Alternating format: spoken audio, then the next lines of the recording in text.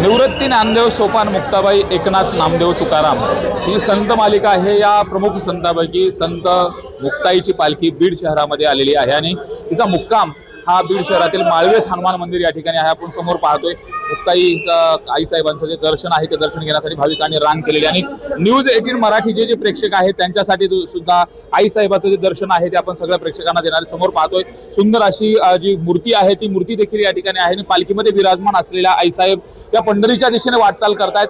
महाराष्ट्रातील सर्वात दूरवरून येणारी पालखी म्हणून मुक्ताईच्या पालखीचा या ठिकाणी ओळखली जाते। विशेषतः 29 दिवसाचा हा प्रवास आहे आणि 29 दिवसाच्या प्रवासामध्ये जे दोन मुक्काम असतात ते बीड शहरामध्ये असतात। का तर बीड शहराचं आणि मुक्ताईचं नातं देखील एक वेगळं आहे। का तर या ठिकाणी गोविंद पंत जे आदिशक्ती मुक्ताईचे आजोबा आहेत त्यांची समाधी आहे आणि त्या अनुषंगाने सुंदर असं या ठिकाणी आपण समोर पाहतोय हा जो काही पालखीचा सोहळा आहे हा विराजमान झालेला आहे। प्रत्येक भाविक भक्त हा या पालखी सोहळ्यामध्ये तल्लीन झालेला आहे। पंढरीच्या दिशेने वाटचाल करत असताना प्रत्येकाला ओढ असते पांडुरंगाच्या दर्शनाची आणि त्या दर्शनाच्या अनुषंगाने हजारो भाविक हे मुक्ताईच्या पालखी सोहळ्यामध्ये देखील सोबत आहेत आणि जात असताना आदिशक्तीचा गजर करत पांडुरंगाचा गजर करत ही सगळी वारकरी मंडळी भजन भक्ती करत आणि भजन गात त्या ठिकाणी पोहोचत असतात।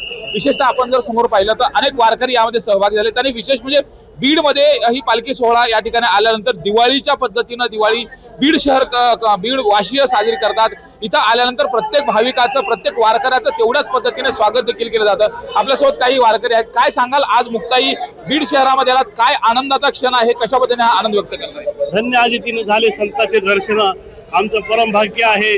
या बीड नगरीमध्ये आज एकादशीचा आणि मुक्ताईचा पालखी सोहळा हे दुग्ध शर्करा योग असतो आणि बीडकरांचे एक विशेष शर्करा नातं जे आहे शर्करा नातं ते म्हणजे मुक्ताबाईंचे आजोबा यांची आज आजोबाची आणि नातीची विशेष भेट असते।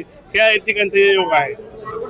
आजोबा आणि नातींची भेट होते त्या असा जो भाव आहे हा इथं सगळ्या वारकऱ्यांचा असतो आणि इथं आल्यानंतर मुक्ताईची पालखी 2 दिवस विसावल्या जाते। त्यामुळं आजोळी आलेली मुक्ताई आज बीड शहरामध्ये आहे आणि बीड शहरकर सगळे जे शहरवासी आहेत नागरिक आहेत हे या ठिकाणी पाहुणचार करताना आपल्याला पाहायला मिळतात। त्यामुळे एकंदरीतच पंढरीच्या दिशेने वाटचाल करणारी मुक्ताई आज 2 दिवसासाठी बीड शहरामध्ये विसावणार आहे। हा खूप मोठा टप्पा आहे। 29 दिवसाचा जो प्रवास आहे या प्रवासामधला जो थकवा आहे जो सीन भाग आहे तो या 2 दिवसाच्या कालावधीमध्ये वारकऱ्यांना या ठिकाणी तशा पद्धतीची विश्रांती मिळावी म्हणून हा 2 दिवसाचा मुक्काम आहे आणि सुंदर पद्धतीने बीडकर देखील या सगळ्या वारकऱ्यांचं स्वागत करताना पाहुणचार करताना आपल्याला पाहायला मिळत आहेत। सुरेश जाधव, न्यूज 18 मराठी, बीड।